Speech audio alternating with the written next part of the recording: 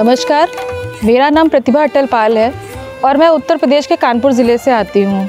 आज मैं भारत की एक कहानी आपको सुनाना चाहती हूँ। वो भारतवर्ष जो सोने की चिड़िया कहलाता था।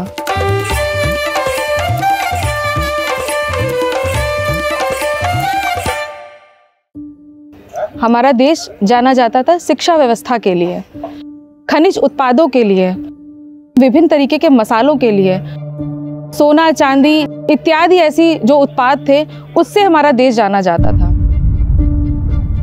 सिंधु घाटी की सभ्यता की जब खोज हुई तो हमें पता चला कि हमारा देश एक विकसित देश था और यहाँ की जो सभ्यता थी वो उन विकासशील देशों में आती थी।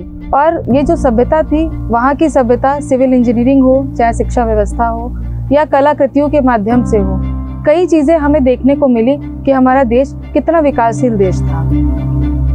और इस देश को और पूरे विश्व को एक चौंकाने वाली चीजें पता चली मोहनजोदड़ो की खुदाई में, जब सोने और चांदी के सिक्के मिले, जहां पूरे विश्व में बार्टर सिस्टम का इस्तेमाल हुआ करता था, जहां पे लेन देन की व्यवस्था हुआ करती थी, लेकिन हमारा देश सिक्कों में व्यापार कर रहा था। ये मोहनजोदड़ो की सभ्यता की खुदाई से हमें पता चला। इसी सोने की चिड़िया को देखकर अंग्रेजों ने हमारे देश को 200 साल तक गुलामी की जंजीरों में जकड़ कर रखा। और इतिहास गवाह है इस बात का कि हमारा देश के कई क्रांतिकारियों ने अपने प्राणों की आहुति देकर इस देश को आजादी दिलाई।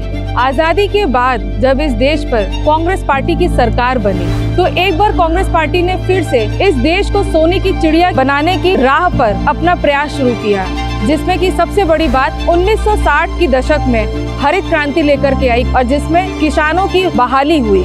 उसी तरह 1970 में श्वेत क्रांति लाए और कंप्यूटर क्रांति ला करके इस देश के नौजवानों को एक नया रोजगार देने का काम इस कांग्रेस पार्टी ने किया।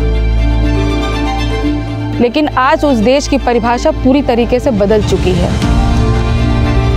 2014 की सरकार के बाद जो भारतीय जनता पार्टी की सरकार बनी, इसमें सबसे ज्यादा बेरोजगारी नौजवानों के प्रति आई। इसमें किसान बदहाल स्थिति में हुआ और आज अपनी बात को स्वतंत्र रूप से रखने में हम अपने आप को कहीं ना कहीं कमजोर महसूस कर रहे हैं।